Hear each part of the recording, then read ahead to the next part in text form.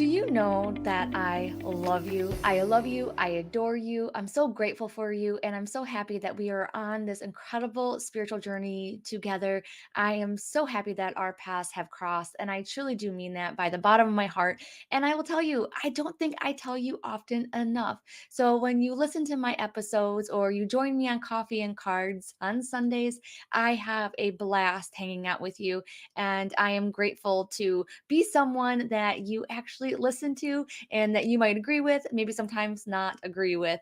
But I hope that this is a little bit of a gift to you around this Halloween spooky season because I'm going to be giving you some really cool traditions or things that you can do right now around this Halloween time where we have so much fun or opportunities for a lot of fun. So I actually just heard a knock in my office and nobody else is home. So guess what? That might be spirit saying, yep, we're on it. These traditions or these little events that you can do by yourself, with a spouse, boyfriend, girlfriend, child, or with the whole family. I hope that you love them as much as I do. I have done most of these, but I decided to do a little bit of research and see if there's some other really cool ideas out there. And guess what? I found some really, really fun things that you can do. So I want to get right into them. But before I do, I have to tell you that these are not the typical ones. But I do want to remind you of some of the typical ones just in case, okay? And those are going to be ones where you do pumpkin carvings. I haven't really done pumpkin carving since I was a kid. And then you also have like horror movies, that you can watch. You could go ahead and do a marathon of, different paranormal shows like Ghost Adventures and Ghost Hunters. You can go to haunted houses. Like I haven't gone to those because I'm not really into them. But I'm talking about the ones where there's like actors and stuff like that. My brothers used to work at those. And so you have those, you have escape rooms, and you have hay rides and corn mazes. So I invite you to soak up all of the spirit, all the witchiness of this season. And don't forget that I am holding a seance. It's an atypical seance, okay? I am actually hosting a seance event with a Coffee and Cards Club, but you can join even if you're not in the club because it's going to be the club that are doing the readings for the seance. So I will definitely put the link in the show notes for you if you're interested in that. Well, let's get right into some of the traditions that you can start this year. Okay, the first one, I love this so much. And I do this actually throughout the whole year. And you might have heard me talking about it before. And that is Fright Night Fridays. So here in my house, we do Fright Night Fridays. It's actually only me and my husband, but I love it so much. And this is when we make something for dinner that's usually buffet style. So a lot of times we do something where it includes a lot of toppings and things like that. And we can eat lots and lots of it. And we can just kind of keep on going, almost like family style, if you will.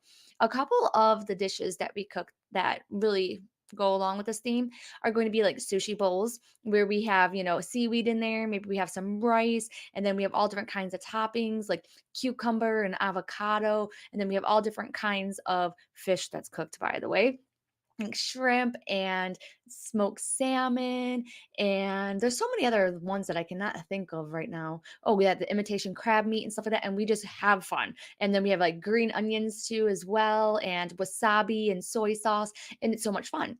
So we'll eat a meal like that, or sometimes we do chipotle bowls, sometimes we do cheeseburger bowls, which are really amazing, and we listen in the dark. So complete darkness, and we have dinner by the candlelight. And then we put on spooky paranormal shows. It's so much fun. So I usually just have my phone out and I go to YouTube and I Google, paranormal stories, and I do it in the story format. And it is a blast. And me and my husband will spend an hour, 2 hours there. And then sometimes we will have a little camp out in the living room and we will watch a paranormal show or ghost story and those kinds of things. Absolutely love it. I do have to tell you though, if you are with someone that is not open spiritually and they don't like paranormal stuff or whatever, or maybe you're still in this awkward phase where maybe you're opening up to them, but they're not, and you're not really sure how to navigate this, this is what I did because my husband was never into any of this stuff. He would never ever watch any ghost shows and things like that. And I would watch it behind his back. And what ended up happening was one day I was watching Ghost Hunters, and this was a show that I used to watch all the time back in my 20s, all of the time. I loved Ghost Hunters, even though I was really scared of it. But I was watching it one day and he comes in, and usually, normally, I would like turn it off. I would be like, oh my God, he doesn't like this. And I'm not going to watch it and feel his disapproval. But I finally stood up for myself and I was like, "Yeah, I'm watching this. I like it," And it's so funny because he might have sat down with me and watched it with me. And guess what? Now we watch it all the time.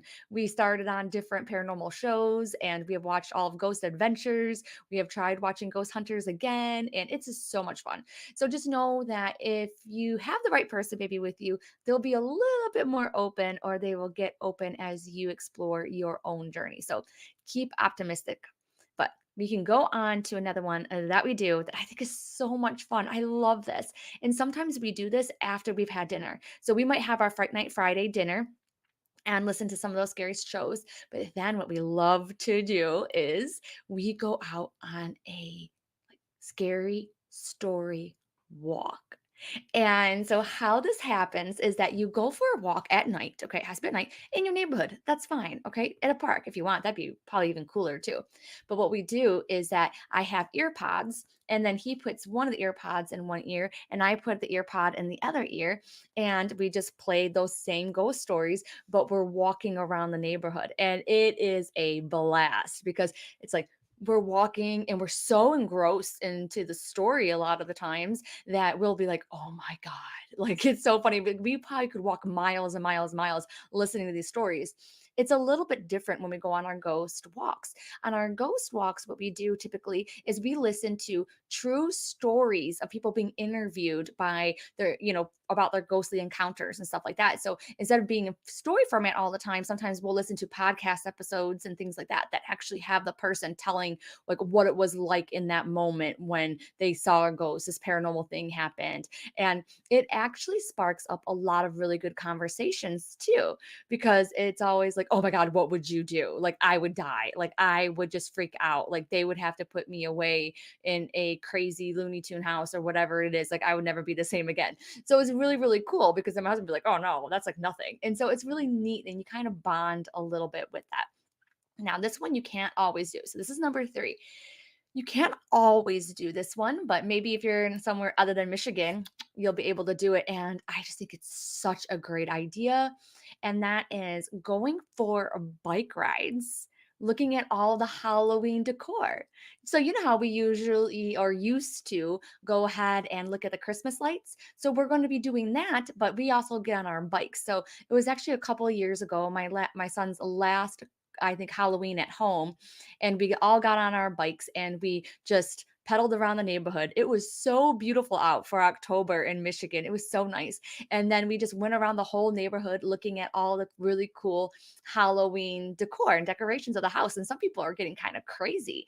But if you wanted to, you could actually do what a lot of people do, and they go to like the really cool neighborhoods that have like really, really neat, decorations and stuff like that. Ride your bike. If it's too cold, then of course you could use your car. But I love this. It's so much fun, so much fun. It is one thing that I do basically every year. If I can't get on my bike, then guess what? We are going to be doing the walk that way, and we just go looking out for all the really cool Halloween decorations. All right, so this is a very interesting one that I have to tell you. So I'm not sure if you're aware, but pumpkins wasn't really what we used to carve jack-o'-lanterns. Does that make sense? We used to not use pumpkins. The tradition actually stems from the British Isles when they used turnips, not pumpkins. And it goes to this really cool story about Stingy Jack, and you can look it up and stuff like that.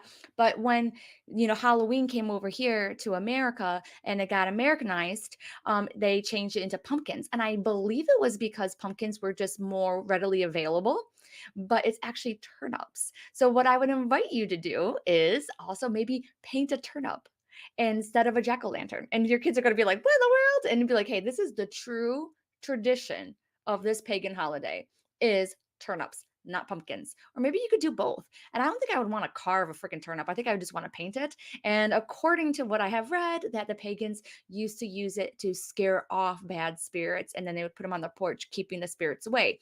Because on All Hallows Eve, the spirits can roam the earth once again. And so they were like, whoa, I don't want them coming to my house. So I'm going to like paint this turnip and it's going to be really scary and it's going to warn them off. So this is one that I have not done, but I am going to do it this year. And I invite you to do it the same. And if you have kids, I would love to see the pictures on their faces, like the expressions on their faces. And I like to see pictures of those expressions. That's what I meant to say. And I would love that. That'd be so cool. Like maybe I should invite my son over to carve pumpkins, but then he shows up and they're actually turnips. That would be funny. I would totally do that. So maybe you can start a new tradition and paint turnips. All right. So here is another one that me and my husband do a lot. But we do this all throughout the year and not just on Halloween, but I think that it could be really, really cool idea to do on Halloween or around Halloween. And that is visiting cemetery. I know I've done it during the day, a lot during the day actually, and then also at night. I like to see it during the day because it really just brings me back down to earth. I think that a cemetery is actually a pretty beautiful place. There's a lot of love inside of a cemetery. The only thing that's really sad that I feel, of course, there's the grief when the person passed away, but I feel more of the sadness of the person, of the things that they didn't do when they were alive that they wish they would have done. It says like there is no like sadder place or whatever than a cemetery of unfulfilled dreams or something along those lines. And I completely resonate with that. And you can play really cool games too. You can go ahead and be like, okay, I'm going to walk over to a tombstone. And what is the year that they passed? Try to guess it before you see it. Try to guess their name. And then this is a game that I play a lot in a cemetery. I'll be like, okay, draw me towards a tombstone with the name of somebody I know. And so then I'll be like, okay, and then I'll walk over to the tombstone and it'll be like, oh my gosh, that's the name of my aunt. That's so cool. And I do that. And what my husband likes to do is he will literally go tombstone to tombstone and he will honor that person, especially if they were a veteran. So it's kind of crazy. But I say, hey, go even during the day and then also go too at nighttime. So we went at nighttime, but it just wasn't the same. I don't think that there's a lot of spirits there, at least not in the ones that I went to. It didn't really feel spooky. Oh my God, though, guess what? There was a cemetery that I went to that was haunted. Okay, you know what? If you don't want to hear the story about this haunted cemetery, then you can just fast forward this part, but I feel compelled to tell you. So I am with this guy. He was my boyfriend at the time. Okay. I was before I was married. And we are in the cemetery. If you want to know where it is in Fenton. And I forgot what road it is. I think it was on Fenton Road in Fenton, Michigan. And it's a very, very small cemetery. And me and my boyfriend were just like in the moment, if you will. And he was dropping me off at a house nearby that I was living at. And we were just saying goodbye to each other. And it was really funny because all of a sudden I hear this little girl and it sounded like she was on the other side of the window. And I hear her say, hello. And I was like, oh my God, oh my God. But my boyfriend didn't say anything. So I just kind of ignored it. And then all of a suddenly I hear, hello. Like she was trying to talk to us and we didn't freaking like look at her. I mean, I looked at him and I was like, did you hear that again? Yeah, did you hear that? He was like, yeah, I heard it both times. I'm like, you heard it both times? If you looked around that area, the closest house was my house. Okay. And it was still not very close at all. And I was like, oh my God, like there's a ghost. Remember, I was scared of this stuff. I told you, I was so scared. And he just took off. And I'm like, yes. And I have never been back to that cemetery before, but I think I should. Because that was clear. It was so clear, especially how the second hello was like a hello. I'm like, oh, so yeah, I guess maybe some cemeteries are haunted, but the ones near my house now are really beautiful. And I swear to God, there is a cemetery right down the road from me that I visited with my husband when we went on a bike ride once and we went to a cemetery. And this tree is a healing tree. It helped my shoulder and my arm so much. In fact, when I left the cemetery, and we were riding back, I told my husband, I'm like, I think it healed my arm. And he's like, "Are you serious?" And I'm like, "Yeah, but it feels like a chiropractor." So you know how when you go to a chiropractor and you have some relief for a minute and then it kind of messes back up again if you don't go consistently? So the pain started coming back a little bit slowly. So what I ended up doing was I drove right back to the cemetery and I'm like, I have to see if this truly works. So I went back to the cemetery, put my hand back on that exact same tree, asked the tree for healing and things like that. Bam, it worked again. I am not lying. Why am I not always visiting that tree? It'd be cheaper than a chiropractor appointment. But that tree is in the middle of a very beautiful cemetery in a very unique spot. There's something about that spot that's unique, and I forgot what it was. It doesn't have a lot of shade, even though there's a tree there. So I don't know. Anyways, I digress. Let's go on to another tradition that you can start right now, and that is bonfires. Bonfires is like a tradition for Halloween. I didn't know that. So maybe you knew that, but I didn't. And so there's many different traditions that go along with bonfires around Halloween time, but one of the most common ones is going to be that the pagans used to build a really large fire to warn off the evil spirits around this time. So maybe you can do that. It'll be super fun. Maybe you are one of them that bonfires a lot and you can do like those scary stories and things like that as you paint your turnips and have a bonfire. All right, so we're moving on to this really, really cool one. Oh my God. I cannot wait to do this. And one of my friends recently told me, she's like, Heather, you love themes. And that is true.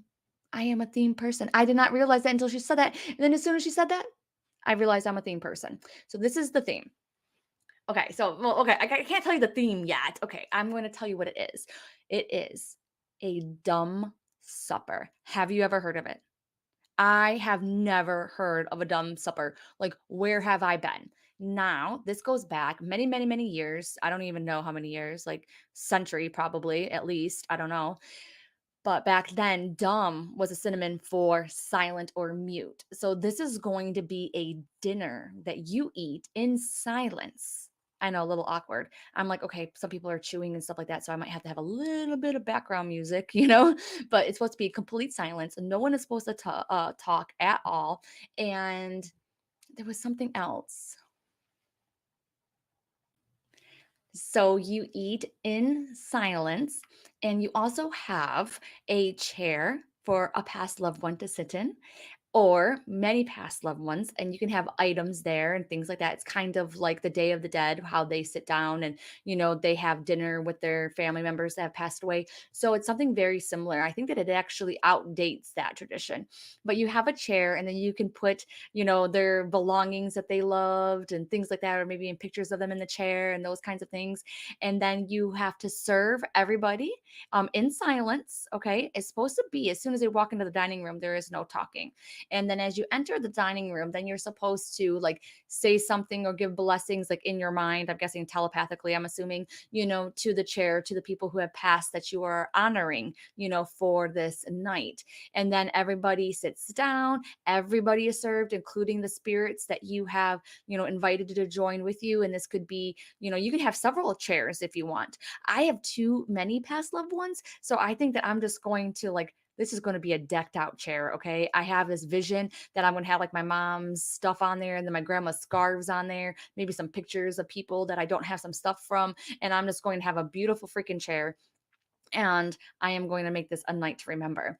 But you can also go a little step further because a lot of people treat this dinner very special and they go in reverse. So they will have dessert first, and then they will have like a main course, and then they will have like their appetizer. So they do it backwards a little bit. And I think that it has to symbolize with life, like life goes one way and then death's, back way. It's almost like bringing them forward. I'm not sure if that makes sense or not.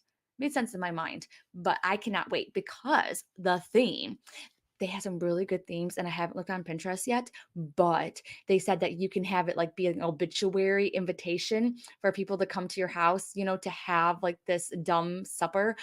And then you can also have it to where you cook foods that your loved ones used to love. So maybe I'll make my mom's lasagna. Maybe I'll make my grandma's, oh my God, why did I think of her bologna sandwiches? But maybe like the little Debbie's will be like the dessert or, things like that. Maybe their favorite drink. Maybe they used to love whiskey or iced tea or Diet Coke, whatever it is. Go all out and have some freaking fun, right?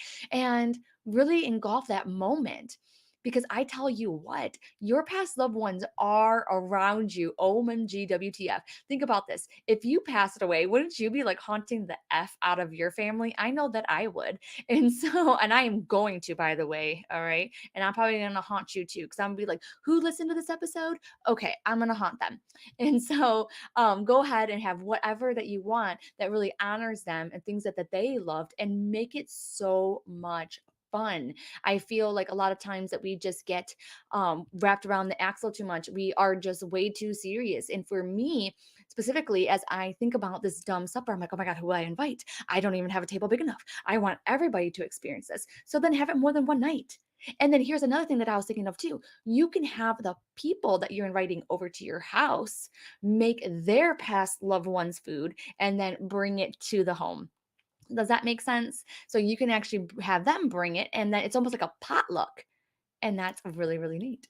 So I hope that you have loved some of these Halloween traditions. I would love to know, like, which one that you are thinking about starting for you, or which one do you want to try? So definitely comment below. And if you can't, then go ahead and meet me on social, okay? And tell me there because I really cannot wait to hear. And if you have one, oh, girlfriend, boyfriend, I need to hear, okay? This is my jam. I want every single day in October to be jam packed with some spiritual fun. So definitely let me know. All right. Thank you so much for joining me and happy spooky times.